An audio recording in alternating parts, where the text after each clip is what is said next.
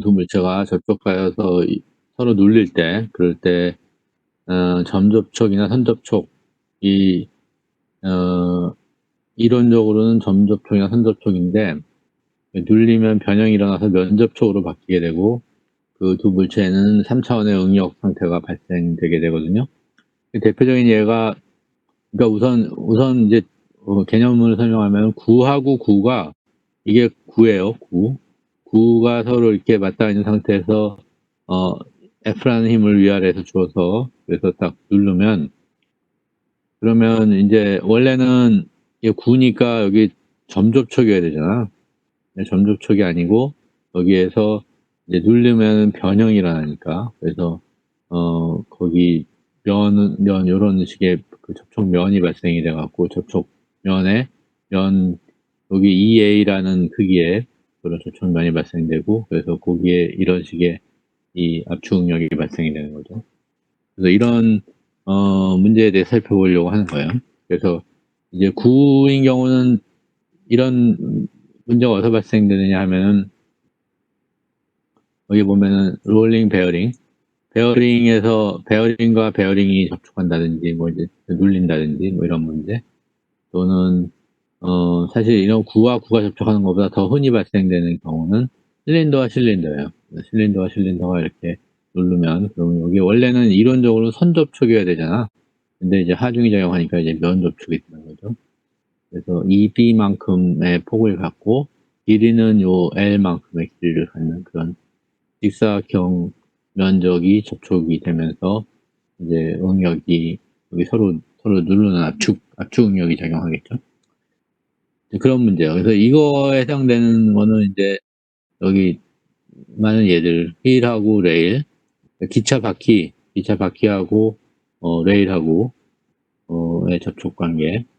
휠이 원통형이잖아. 원통형이고, 그다음에 레일은 원통인데 반지름이 무한대인 원통, 직선이 되는 거죠.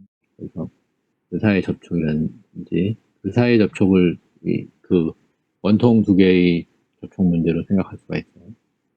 그 다음에 밸브 캠과 탭핏, 그러니까 자동차 엔진에서 밸브 캠과 탭핏 사이의 접촉 관계, 또 기어 이빨, 이와 이 사이의 접촉 관계, 이런 거 다 이제 원통형으로 생각할 수가 있어요. 자, 그랬을 때 여기 발생되는 응력을 우리가 헐지안 스트레스라고 불러요. 헤르츠라는 사람이 이 식을 유도를 해갖고 헐지안 스트레스라고 부르는데, 지금 뭐 이것도 유도 과정 없이 그냥 결과만 보면은, 자, 이렇게 구와 구가 접촉했을 때 요 F라는 힘이 크면 더 많은 접촉 면적이 생길 거고, 작으면 접촉 면적이 작겠죠. 요 경우는 이제 접촉 면적이 원형이 되겠지, 원형이 될 테고, 그때 이제 반지름, 그 원의 반지름, 원의 반지름을 A라고 하면 A는 이런 식으로 구해진다. 여기 당연히 이제 F라는 힘이 커지면 당연히 커지는 거고요. 그 다음에 여기 그 식익들에 보면은 탄성계수하고 포화성비들이 있죠. 그래서 이 위에 있는 구하고 아래에 있는 구가 재료가 다를 수가 있으니까, 그래서 그 반지름도, 그러니까 지름도 D1, D2로 다르고, 재료가 E1, U1 또는 E2, U2 이렇게 다를 수가 있으니까. 그리고 P의 맥스는 당연히 가운데 맨 처음에 이제 이론적으로 여기 점접촉한 데 있잖아요. 거기서 발생이 될 테고, 그 압축 응력의 압력이나 압축 응력이랑 같은 뭐 의미죠, 여기서는. 그 값은 이런 값을 갖는다. 그리고 거기서 이제 Z축상에서의 주응력 및 최대 전달응력을 구하면, Z축이라는 게 지금 여기서 이 축이 여기 X, Y니까 이 방향이 Z축이에요, Z축. 여기 Z축.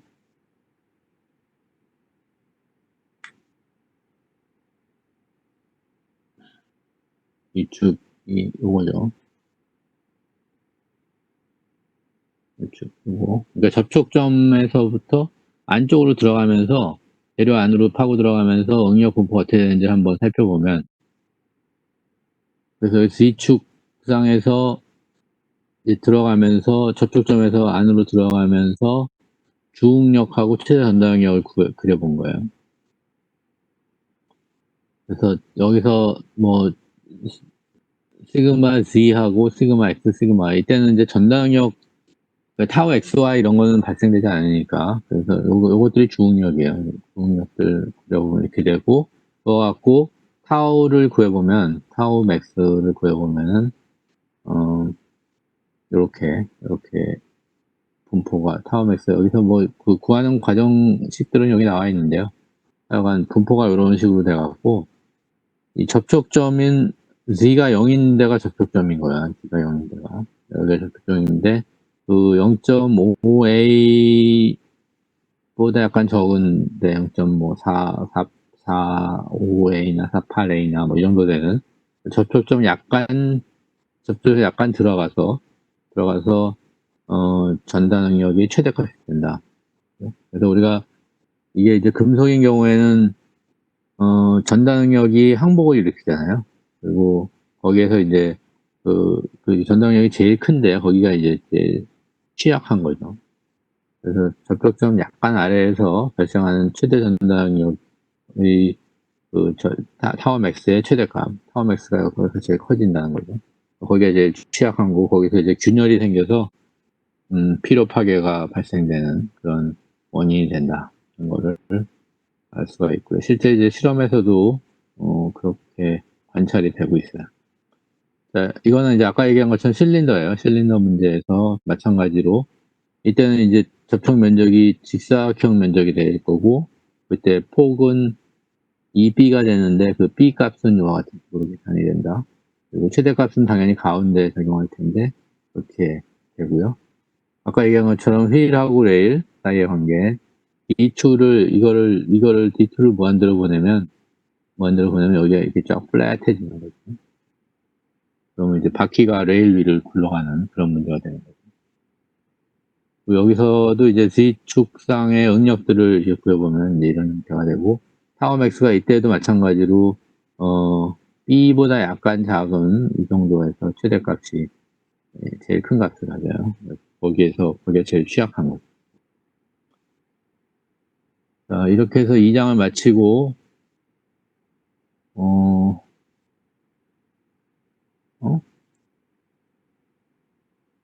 3장을 마쳤고 4장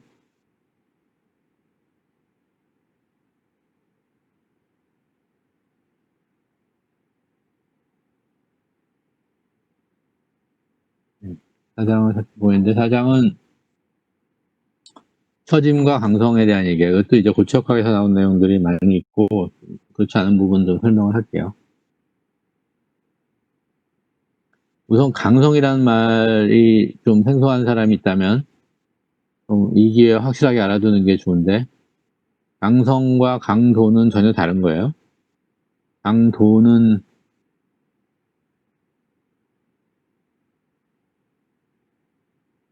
스트렝스이고 이거는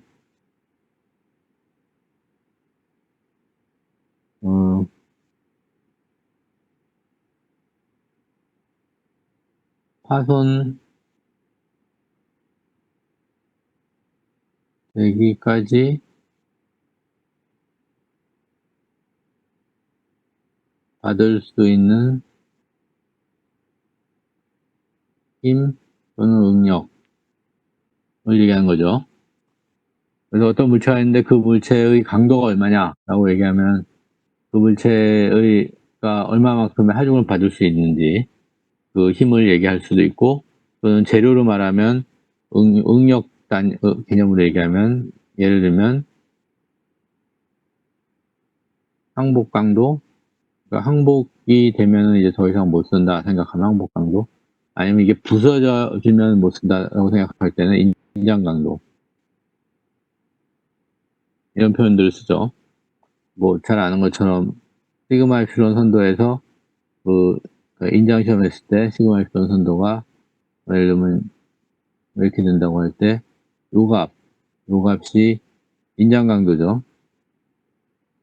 시그마 U 우리 책에서는 시그마가 아니라 S를 쓰지 강도는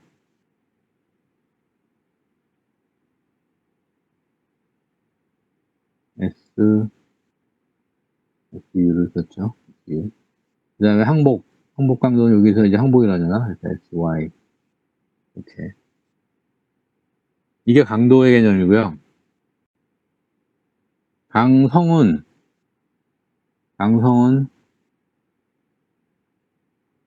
스티프니스예요. 영어로는. 완전히 다른 단어지. 강성, 스티프니스. 그리고 강성은 그래서 뭐냐면은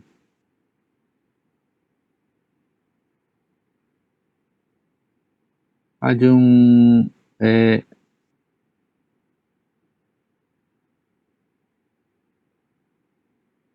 따라 변형이 잘 안 되는 성질. 표현이 이렇게 매끈하진 않은데 하중을 받았을 때 변형이 잘 안 되는 성질. 그러니까 스티프라는 말이 뻣뻣하다는 뜻이잖아요. 그러니까 뻣뻣한 거는 하중을 줘도 힘을 줘도 잘 이렇게 휘어지지 않는 거를 우리가 뻣뻣하다 그러잖아요. 저 사람은 너무 뻣뻣해 이렇게 얘기하면은 그 사람은 이제 뭔가 이렇게 그때 상황에 따라서 좀 이렇게 융통성 있게 좀 행동을 하거나 뭐 이런 거 잘 못하는 사람은 뻣뻣하다 이렇게 얘기를 하잖아. 그래서 경우에 따라서 좀 변형도 되고, 그러니까 융통성이 있다는 말을 이제 변형이라는 거랑 같은 그런 뉘앙스로 생각할 수가 있잖아요. 그래서 하중에 따라 변형이 잘 안 되는 성질이에요. 그래서 대표적인 게 뭐야? 스프링의 강성. 스프링의 강성은 스프링 상수죠. K가 뭐야? F 나누기 X잖아요. 이게 뭐야? X라는 변이를 일으키는 데 있어서, 그러니까 스프링 길이를 X만큼 변화시키는 데 필요한 힘의 양이 K잖아요. 그러니까 이게 크면, 예를 들면 1이라는 변형을 일으키기 위해서, 스프링 길이 변화를 일으키기 위해서 힘을 많이 줘야 된다는 얘기잖아. K가 크다는 얘기는. 그러니까 변형이 잘 안 되는 거죠. 그러니까 하중에 따라서 괄호 안에 넣어도 될 것 같고, 변형이 잘 안 되는 성질이니까 힘을 받았을 때 변형이 하중에 따라라는 표현이 조금 하중을 받았을 때 이렇게 쓰는 게 더 의미가 좀 정확하게 올 것 같은데, 하중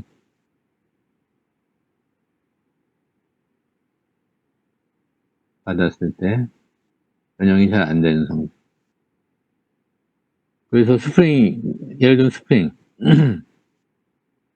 자동차의 강성, 이렇게 자동차 차체의 강성 이런 말도 써요. 자동차가 그 주행 중에 예를 들면 바닥에 울퉁불퉁한 데를 간단 말이에요. 울퉁불퉁한 데 갈 때 차체가 힘을 갑자기 탁 받으니까 변형이 돼요. 예를 들어서 차가 가다가 그 과속 방지턱 같은 데를 갑자기 탁 저속으로 딱 가야 되는데 그냥 못 봐서 갑자기 팍 지나간다. 그러면 이제 그냥 속도를 안 줄이고 그냥 과속 방지턱을 넘어간다 하면은 그때 앞바퀴에 힘이 탁 두 개 바퀴를 바닥이 딱 올릴 거 아니에요? 그러면 이제 힘이 이렇게 위로 작용하는 거지. 그럼 그때 그 순간에 그 차체가 뒷바퀴는 그냥 정상적인 노면에 있는데 앞바퀴가 갑자기 딱 힘을 받으니까 차체가 그냥 예를 들면 이게 차체인데 여기에 힘을 딱 받으니까 어떻게 되냐면 변형이 순간적으로 여기 뒤에는 그냥 그대로 있다고 하면 순간적으로 이렇게 되죠. 이렇게 되죠. 그래서 말하자면 쉽게 조금 그림을 내가 너무 작게 그려갖고 잘 안 보일 수도 있는데 이런 놈이 앞에 부분이 확 올라가는 거니까 뒤는 가만히 있고 그러니까 어떻게 되는 거냐면은 앞부분이 올라가니까 이렇게 되는 거죠. 이렇게. 그러니까 구부러지는 거죠. 이렇게 되는 거죠. 그랬을 때 이게 많이 구부러지느냐 안 구부러지느냐 그거에 따라서 차체의 굽힘 강성이 크다 작다 이렇게 얘기해요. 이게 많이 구부러지면 굽힘 강성이 작은 거야. 별로 안 구부러지면 그러니까 여기 요 델타가 델타, 변이 델타. 델타가 크면은 강성이 작은 거예요. 굽힘 강성이 작은 거예요. 그래서 차체 설계할 때 강도 설계도 하고 강도는 차가 뭐 예를 들어 충돌했을 때 뭐 부서지는 거 이런 것도 보고 뭐 그냥 일반 주행 중에 부서지면 안 되잖아요. 강도 설계도 하지만 강성 설계도 되게 중요해. 그거에 따라서 강성 설계에 따라서 뭐가 결정되냐면은 안락감이 결정되죠, 안락감이. 그 타고 있는 사람이 여기 앉아 있는 거잖아. 여기 사람이 여기 앉아 있는 거잖아요. 그 사람이 지금 이렇게 델타가 크면은 많이 움직이는 거잖아. 그래서 그렇게 할 거냐 아니면 작게 할 거냐 뭐 델타를 작게 할 거냐. 그래서 델타를 작게 하면 이제 강성이 커지는 거죠. 그래서 근데 또 너무 그 델타를 작게 하면 이게 강체나 마찬가지가 되잖아요. 그러면 이 변이는 적게 거의 안 받지만 몸은 거의 그냥 같은 높이를 유지하지만 그렇지만 힘이 그대로 전달돼요. 그래서 그게 또 안락감에 또 안 좋은 영향을 줄 수가 있죠. 그래서 그런 걸 잘 밸런스를 맞춰 가지고 설계하는 게 이제 차체 강성 설계란 말이에요. 그러니까 강성이라는 말이 이제 뭔지를 잘 알고 있어야 내가 차체 강성에 대해서 강성 설계라는 게 뭘 하는 건지를 이해할 수가 있을 거고. 그다음에 이제 그래서 이제 스프링 상수라든지 이런 차체 강성 이렇게 생각할 수도 있고 또는 재료의 성질로 얘기하자면 이게 뭐에 해당되냐면 재료의 성질로 얘기하자면 탄성계수가 바로 이거예요. 탄성계수. 탄성계수라는 게 E잖아, E. E는 이게 뭐예요? E는 시그마는 E 입실론이라는 관계. 탄성 범위 내에서 이렇게 이런 식의 성립하잖아요. 그러니까 단위 크기의 입실론을 일으키기 위해서 얼마만큼의 응력을 줘야 하느냐. 그러니까 개념이 의미가 같죠. 스프링 상수랑.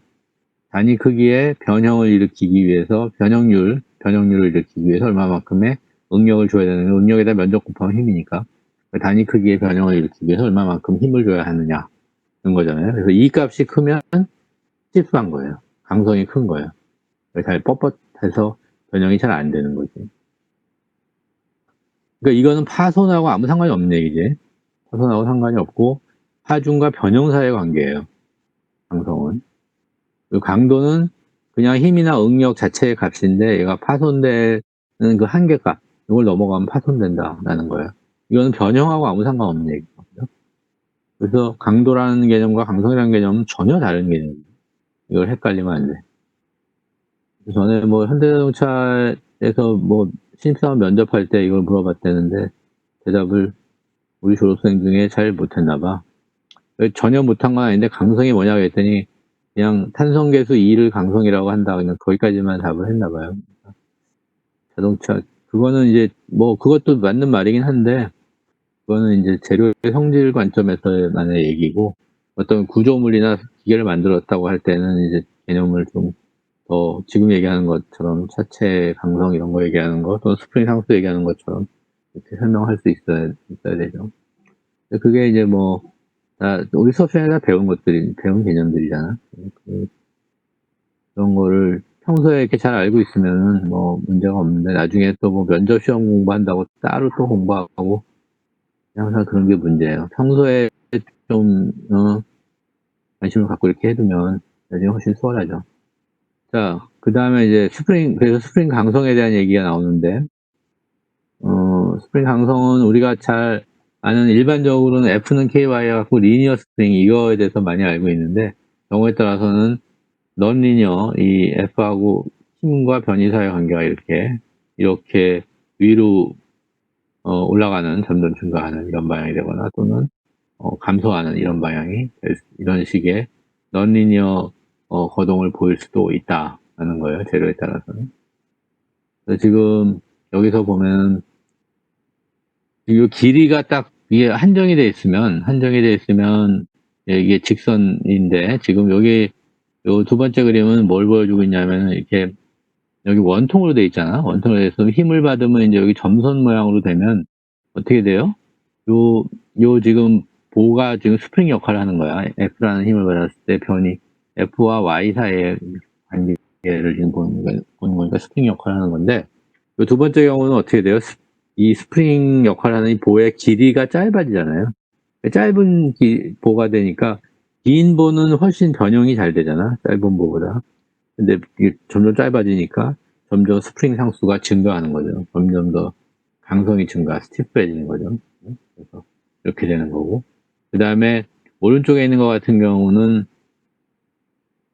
지금 이제 이런 판재라고 생각할 수도 있고 그 얇은 그러니까 얇은 금속 판 같은 거를 생각하면 될 것 같은데 얘를 이렇게 힘을 주면은 그러면 F라는 힘에 의해서 Y가 발생이 되고 그다음에 놓으면 원위치로 돌아오고 하니까는 스프링으로서 역할을 이것도 이제 하게 되죠. 근데 이때는 스프링 상수가 계속 조금씩 감소해요. 조금씩 감소하다가 나중에는 아예 어 그러니까 스프링 상수라는 게 이거잖아. 이게 이 기울기가 스프링 상수잖아요. 그래서 스프링 상수가 점점 감소하죠. 그러다 나중에는 힘을 더 줄였는데 Y가 증가하는. 이건 뭐냐면 이렇게 가다가 나중에 이제 이렇게 되는데 이렇게 반대가 될 수 있잖아. 그래서 이건 스냅스루라고 하는데 이제 그런 현상까지를 고려하면 이렇게 반대로 되는 사실 이렇게 쭉 가면 Y가 음수가 되겠지. 이런 거동을 보이는 스프링도 있다. 그래서 모든 스프링이 다 선형 거동을 보이는 것은 아니다라는 걸 얘기하는 거고요.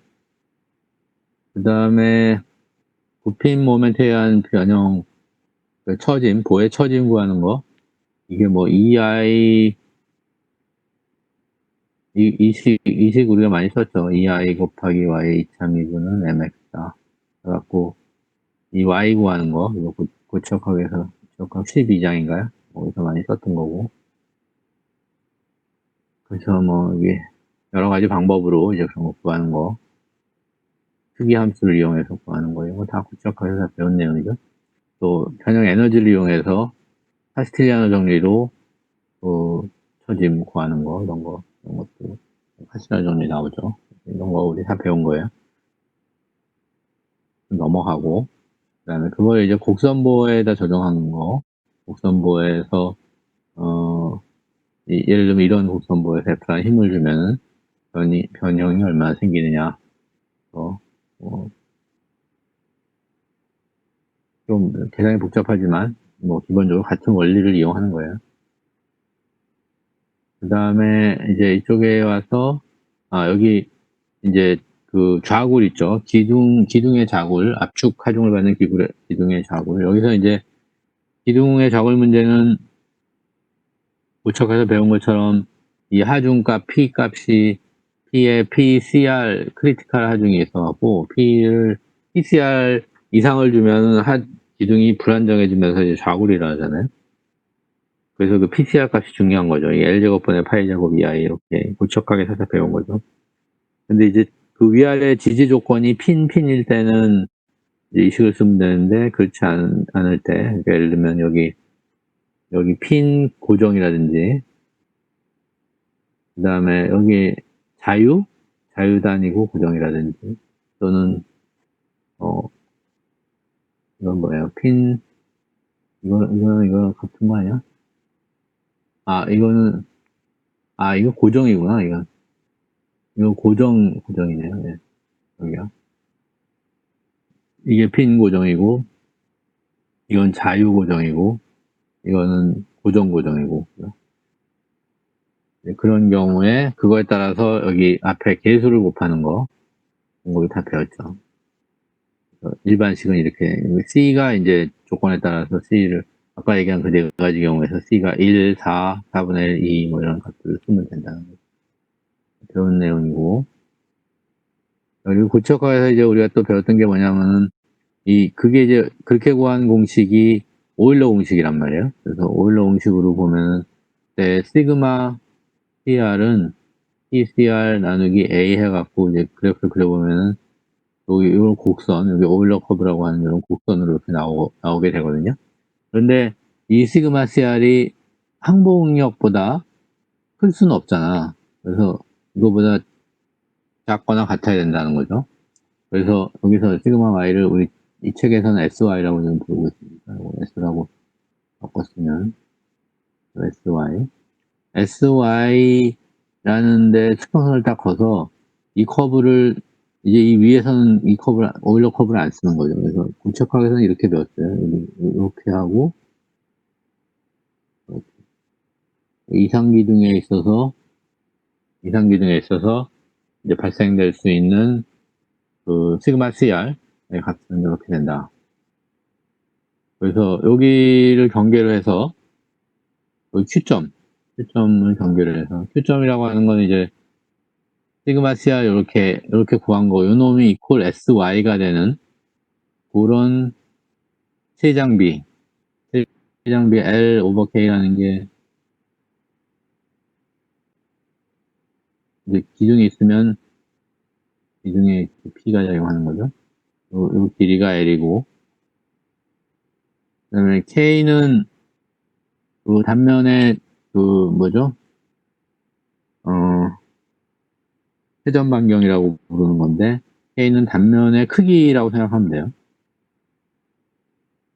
그래서 단면의 예를 들면 크기가 K인 거죠. 그래서 L 나누기 K 값이 커지면 기둥이 가늘고 긴 거예요. 작아지면 기둥이 뚱뚱해지는 거죠. 이걸 세장비라고 불렀죠. 그래서 세장비가 요 Q에서의 요 두 개의 직선과 요 커브가 만나는 요 Q점에서 해당되는 그 세장비가 요거예요. 요 식을 두 개를 갖게 놓으면 이제 이거죠. 요것보다 세장비가 작을 때는 항복에 의해서 기둥이 파손되니까 항복 기준으로 설계를 해야 되고, 그거보다 클 때는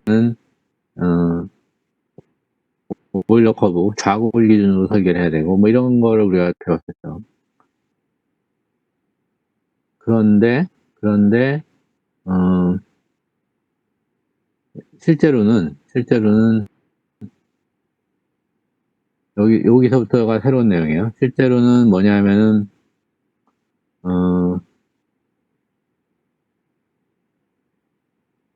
실제로는 요렇게 딱 거동하지는 않는다 이거지. 좀 전에 본 것처럼 요렇게 거동하지는 않는다. 실험을 해보니까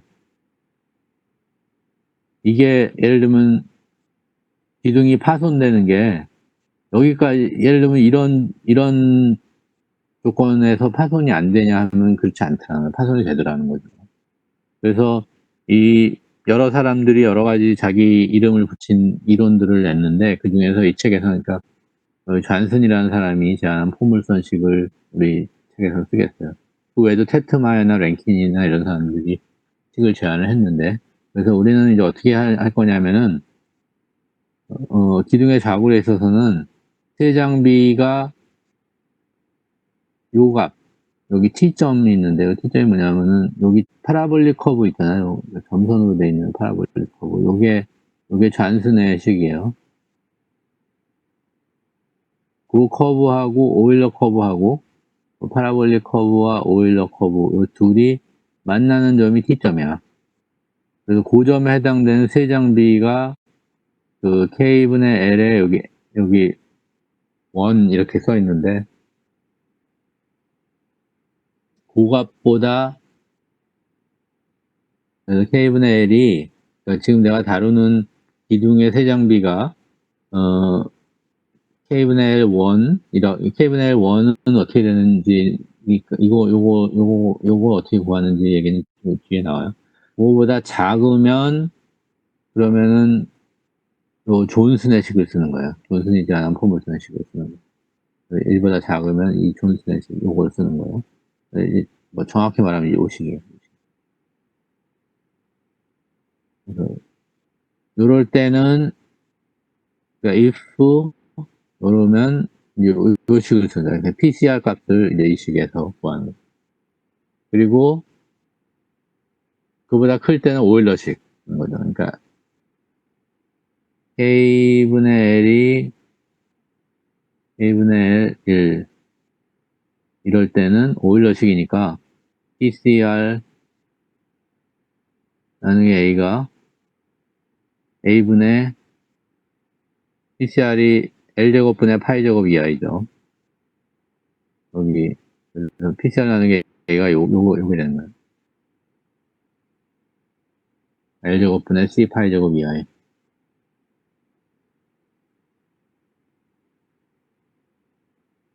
파이제곱 이하이인데 앞에서 우리 배웠던 거. 근데 C는 이제 조건이 이게 핀이냐 핀 고정이냐 뭐 이런 거에 따라 달라지는 거죠. 그래서 세장비가 K분의 L1 요 값보다 작을 때는 이걸 쓰고 클 때는 이걸 쓰고 그렇게 우리는 이제 하겠어요. 그게 이제 좀 고척하고 다른 좀 새로운 점이에요.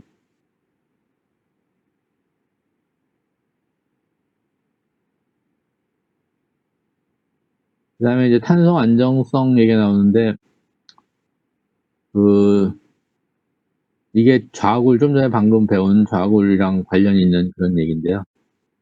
탄성 불안정 elastic instability 탄성 범위 내에서 불안정해지는 현상. 이거는 이제 기둥에서 발생하는 거 우리가 고척학에서 배웠고 지금 방금 살펴봤는데 그것뿐만 아니라 그 외에도 다양한 부재에서 발생할 수가 있는데 대체로 이제 가늘고 긴 부재라든지 그다음에 그런 부재가 보강되지 않은 채 압축력을 받고 있을 때 발생할 수가 있어요. 불안정성의 종류는 전체 불안정성이 있고 전체 구조물 전체가 불안정해지는 경우 그 경우는 이제 큰일 나요. 전체가 붕괴가 돼서 큰 재앙이 전체 붕괴가 돼서 큰 재앙이 발생될 수가 있고 국부 불안정성은 구조물의 일부만 국부적으로 불안정해지면서 거기에 버클링, 좌굴이 일어나면서 소성 변형이 될 수 있지만 전체는 되지는 않는 그런 현상은 국부 불안정성이라고 불러요. 지금 그림에 있는 것처럼 지금 요런 얇은 그 판을 여러분 상상을 해보세요. 이런 판을 놓고 이제 왼쪽은 고정돼 있어요. 여기 고정돼 있고 여기에 F라는 힘을 이렇게 잡아당긴다 라고 할 때 그때 어떻게 되냐면은 우리가 그냥 고체역학적으로 보면은 여기 이렇게 있고 F라는 힘을 잡아당기니까 F라는 힘을 잡아당기면 이제 이게 아래로 구부러질 거 아니에요. 아래로 이렇게 구부러지겠죠. 이런 식으로 구부러지겠지. 이게 구부러지면서 어떻게 되냐면은 중립축 기준으로 그러니까 굽힘 모멘트가 생기는 거니까 중립축 기준으로 위쪽은 인장이 되고 아래쪽은 압축이 되잖아요. 그럼 이 아래쪽에 중립축 기준으로 이 아래쪽은 압축 응력을 받아요. 여기 작은 요소를 하나 이렇게 생각해 보면 그 요소가 이게 되게 얇잖아요. 지금 그림에 보는 것처럼 되게 얇은 요소인데 그 길이를 짧게 그릴 필요가 없네. 길이를 길게 그리면 이 아래쪽 빗금친 부분을 보면은 이렇게 있는데 이게 되게 얇단 말이야. 이게 얇은데 이게 압축을 이렇게 받는 거죠. 그러니까 거기가 좌굴이 일어나요. 거기 옆으로 이렇게 그 횡방향 변이가 생기는 거죠. 그래서 이제 이런 식의 좌굴이 일어나는 그런 현상을 우리가 생각할 수가 있고요. 실제로 이제 실험을 저 얇은 판 같은 걸로 얇은 금속판을 이렇게 잡아당긴다고 생각해 보면 그러면 저게 그대로 이렇게 고척학에서 배운 것처럼 요렇게 예쁘게 원래 평면에 있는 평면 상에서 이렇게 변형이 되지 않을 거라고 짐작을 할 수가 있을 거예요.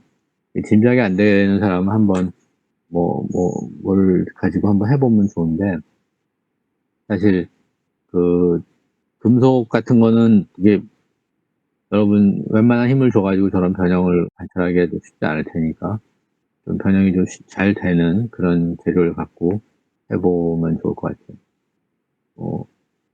고무라든지 뭐 이런 그런 거 갖고 해보면 좋을 것 같은데 하여간 그런 현상을 우리가 볼 수가 있고 오른쪽 그림에 있는 것도 마찬가지예요. 뭔가 이렇게 구조재죠. 디귿자 모양의 얇은 판으로 되어 있는 구조재. 그런데 이제 압축을 하면은 이 중간 부분이 이렇게 좌골이 된 거를 볼 수가 있죠. 이런 현상들이 일어날 수 있다. 신적 하중에 대한 얘기는 뭐 적합 시간에 이것도 저기로 에너지법으로 해서 우리 배웠던 내용이니까 넘어가고요. 자, 그 다음에 이제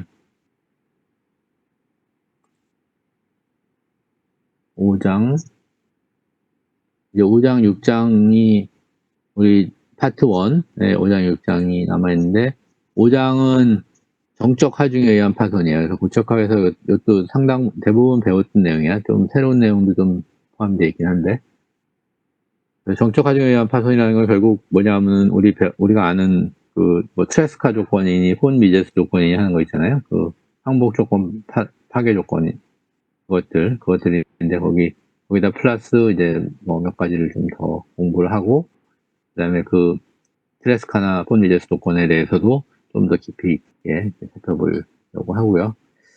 여기 지금 이제 파손 이제 강도가 뭔지 나와 있어요. 그래서 강도의 정의는 나와 있지 않고 강도의 특징, 성질 나와 있죠. 기계 요소의 고유한 특성치이고 그다음에 그러니까 강도도 그렇고 강성도 그렇고 이 기계 요소나 기계 덩어리 또는 뭐 자동차 차체 뭐 이렇게 큰 스케일에서의 강도나 강성을 얘기할 수도 있고 그냥 재료만 놓고 강도나 강성을 얘기할 수도 있어요. 두 가지 다 여러분이 그 의미를 이해해야 돼. 그러니까 강도라는 게 예를 들면 어떤 자동차의 충돌 강도 이렇게 얘기하면 자동차가 충돌했을 때 정면 충돌했을 때 강도라고 얘기하면 뭐 얼마만큼의 하중을 받으면 자동차가 부서지지 않는지 그걸 의미하는 거예요. 자동차 차체 전체. 그런데 재료로 들어가면 하나의 재료를 놓고 보면 뭐 항복 강도, 인장 강도 이런 것들이 이제 그 강도의 의미가 되는 거죠. 그런 식으로 그러니까 매크로 스케일하고 마이크로 스케일 두 가지에서 여러분이 생각할 수가 있어야 돼요. 자, 강도는 기계요소의 고유한 특성치이고 재료가 뭐냐에 따라 당연히 다르고 가공 방법이나 열 처리를 어떻게 했냐 뭐 이런 것에 따라서 굉장히 다르죠. 그리고 물성치표의 일축 인장 강도, 물성치표에 나와 있는 거는 이제 인장 시험 했을 때의 그 강도잖아요. 그것만으로 강도를 사실 알 수가 없다. 왜냐하면 고척학에서 배운 얘기예요. 그 여러 가지 하중이 동체 작용하기 때문에. 그래서 정적 하중에서의 의한 파손이란 정적 하중은 여기 정적 하중이란 말이 뭐냐 하면은 하중이 계속 그 평형을 유지하면서 작용하는 하중이에요. 그러니까 사실은 이상적인 개념이야. 그러니까 뭐를 이렇게 예를 들어 인장 시험할 때 이렇게 잡아당기는 하중 있잖아요. 그걸 정적 하중이라고 우리가 얘기를 하는데 그게 이제 어느 빠른 속도로 잡아당기면 이제 이게 정적 하중이 아니고 동적 하중이 돼요.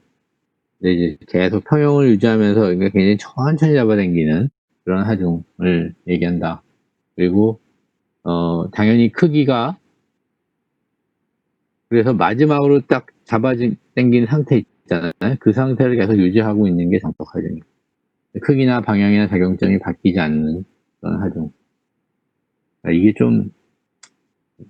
조금 시간이 많지 않지만 조금 설명하고 넘어가는 게 좋을 것 같은데 스태틱 로딩이라는 게 사실은 내가 설명하면서 스스로 좀 설명에 약간의 모순이 있어서 좀 짚고 넘어가는 게 좋을 것 같아요. 스태틱이라는 말이 스태틱 로딩이라고 좀 얘기하고 있죠. 스태틱 로딩이라는 말이 지금 이 책에서는 뭐하고 반대 개념으로 쓰냐면은 스태틱 로딩하고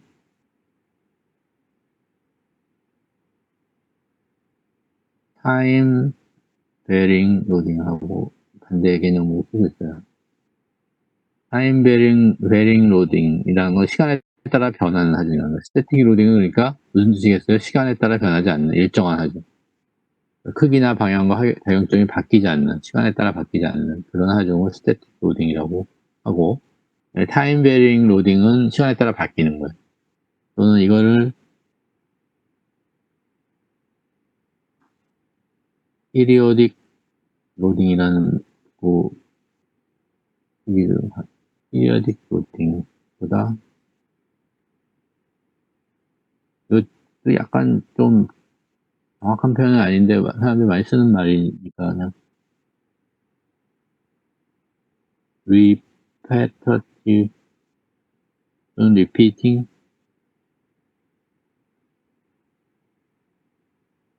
그래서 이거는 이제 우리말로 정하중이라고 하는데 사실은 정하중이라는 보다는 일정하중이에요. 일정하중. 일정한 크기를 유지하는 하중이라는 거죠. 그러니까 이거는 시간에 따라 변하는, 그러니까 이거는 변동하중.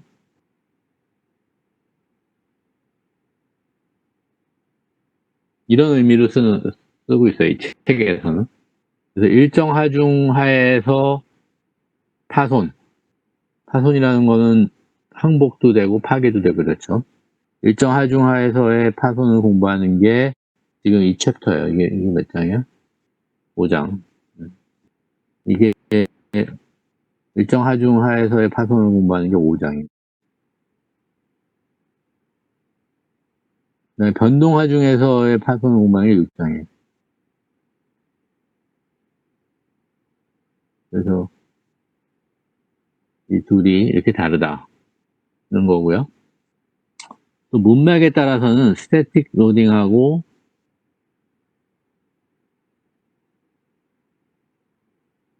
다이나믹 로딩,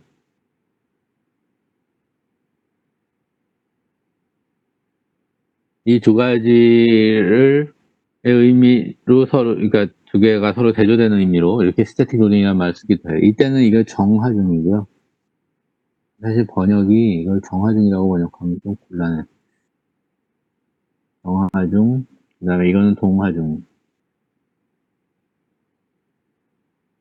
스태틱이라는 말이 그냥 가만히 있는다 이런 뜻이잖아. 그래서 이게 그 두 가지 서로 다른 의미를 가져요.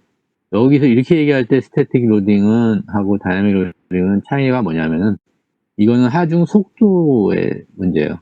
하중 속도는 하중을 얼마나 빨리 주냐는 거예요. 하중 속도가 정하중에서는 로우이고 동하중에서는 하이. 그래서 예를 들면 아까 내가 얘기한 건 이 맥락에서 얘기한 거예요. 그러니까 아까 내가 얘기한 건 좀 잘못 얘기한 거예요. 그래서 지금 수정하려고 지금 설명을 하는 건데, 지금 이 책에서의 스태틱 로딩은 아까 이걸로 끝이야. 이게 맞아요. 이게 이 책에서는 스태틱 로딩이라는 건 일정한 크기의 하중이 계속 적용하는 거고, 그 다음에 repetitive 로딩 또는 뭐 6장 제목이 영어로 뭐라고 써 있는지 잘 모르겠는데 다이나믹은 아닐 거예요. 타임 베리잉이나 repetitive나 repeating 로딩, 또는 뭐 fluctuating 로딩 뭐 이런 말도 쓰고 하여튼 여러 가지 단어가 있는데 시간에 따라 하중이 바뀌는 거예요. 이게 변동하중이. 이거예요. 이 책에서 얘기하는 스태틱 로딩의 의미는. 이건 참고로 여기 스태틱 로딩을 이런 맥락으로도 쓴다는 거예요. 하중을 주는 속도가 굉장히 천천히 주면 정하중, 빨리 급하게 팍 충격 하중 같은 거, 그런 건 동하중. 이렇게 이런 의미로 쓸 수 있다는 거예요. 그래서 아까 내가 얘기했던 건 좀 잘못 설명한 건데, 아까 인장 시험할 때 천천히 당긴다는 거 있잖아요. 그거는 이때 이런 의미의 스태틱 로딩이에요. 하중이 일정하지 않지, 계속 증가하는데 하중을 증가시키는 속도가 굉장히 느리다는 거예요. 근데 이걸 갑자기 팍 잡아당기면 그러면 이건 동하중, 다이나믹 로딩이죠.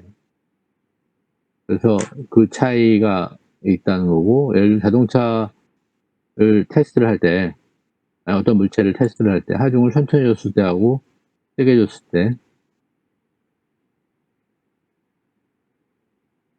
스태틱 로딩은 가속도가 없는 하중,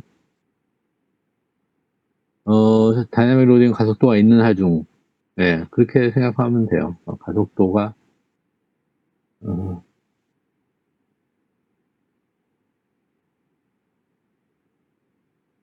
가속도가 있는, 결국은 다이나믹 하중을 주면 가속도가 발생, 예, 가속도가 발생이 되죠. 왜냐하면 짧은 시간 하중을 탁 주기 때문에 물체가 가속도를 가지고 움직이게 돼요.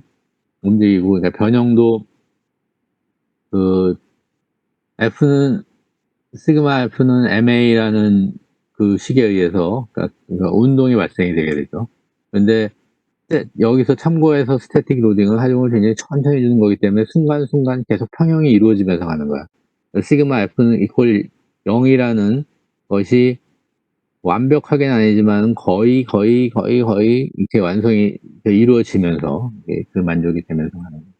그래서 뭐 지금 학생의 질문은, 김정현 학생의 질문은 뭐 답이 맞다고 얘기할 수가 있어요.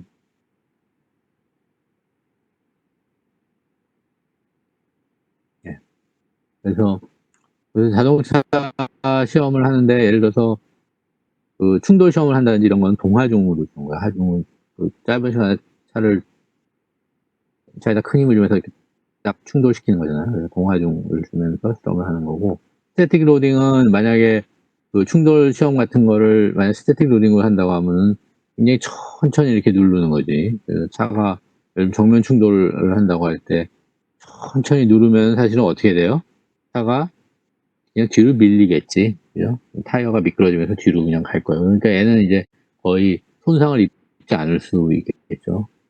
근데 동아중 갑자기 팡 때리면 그러면 뒤로 밀릴 틈이 없이 그냥 이렇게 짜부러지는 거죠.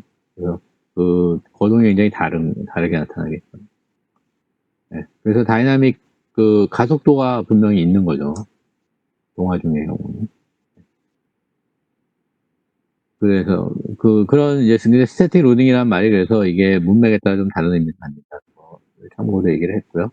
그다음에 여기 나오는 그림들은, 사진들은 이 여러 그 하중에 의해서 파손된 부위에 대한 사진이에요. 그래서 여기서 보면은 많은 부분들이 그 여기 빨간색으로 표시한 게 파손의 원인인데 이게 부식이 돼서 파손된 거. 이거 fatigue failure라는 거는 반복되는 하중에 의해서 피로 파손된 거예요. 그러니까 이건 사실 6장에서 배울 내용이에요. 이쪽은 fatigue라는 말이 나오는 거는 다 6장에서 배울 내용인데요. 요거는 레지듀얼 스트레스, 잔류 응력이 있어서 그게 원인이 돼서 파손이 된 그런 거고, 그다음에 이거는 생산할 때 잘못 만들어서 매니팩처링 에러가 있어서 발생된 그런 원인이고, 그게 뭐 이건 사실은 이게 스태틱 로딩에 의한 건지 다이나믹 로딩에 의한 건지는 지금 여기 내용을 보기에는 뭐 다이나믹 로딩 같은데요. 그래도 퍼티그 페일리어고, 사실은 퍼티그 페일리어에 대한 게 되게 많이 지금 보여주고 있어요. 네, 브리틀 프랙처, 퍼티그 프랙처, 프랙처라고 얘기하면은 일딩은 항복이 되는 거고, 항복이 됐는데 나중에 결국은 이렇게 부서지죠. 그러니까 결국은 이제 부서진 모양을 볼 수가 있고, 일딩 항복만 일어났을 때는 사실은 부서지지는 않고 변형이 굉장히 크게 일어나죠. 여기 사진 중에 이제 그건 없고 다 최종적으로 파손된 모양만 사진에 보여주고 있어요. 사실 파손이 굉장히 많이 일어나는데 그 파손 중에 사실은 70~80%가 퍼티그 페일리어예요. 그래서 그 6장에서 배울 내용이 되게 중요하고, 그런데 하중이 경우에 따라서는 과하중이 딱 작용하면은 순간적으로, 그러니까 하중이 계속 반복되는 하중에 의해서 피로 파손이 되는 건 시간이 오래 걸리는 거죠. 그런데 6장에서 좀 자세하게 배울 테니까 그때 더 이해가 잘 될 텐데, 시간이 작은 하중이 계속 반복되는데 그 한 번 이렇게 하중이 작용했다가 없어지는 동안은 괜찮아요. 아무 문제 없어요. 2번도 괜찮고 뭐 100번, 1000번도 괜찮아요. 그런데 이게 10,000번, 100,000번 이렇게 되면서 파손이 되는 그런 현상이 6장에서 배울 그 반복 하중에 의한 파손이고요. 지금 5장에서 나오는 내용들은 이제 고척학에서 배웠던 내용이죠. 이게 한 사이클 반복이 아니라 하중이 딱 증가하면 바로 그때 그냥 바로 파손되는 그런 경우, 그러니까 과하중이 걸리는 한 번에, 한 번 작용한 하중의 최대값이 이 기계나 구조물이 견딜 수 없는 그런 큰 하중이 작용하는 경우이고, 그래서 고체에서 배운 것처럼 항복 또는 파괴에 의해서 파손되는 경우들에 좀 자세한 내용들은 다음 시간에 이어서 배우도록 하겠고요.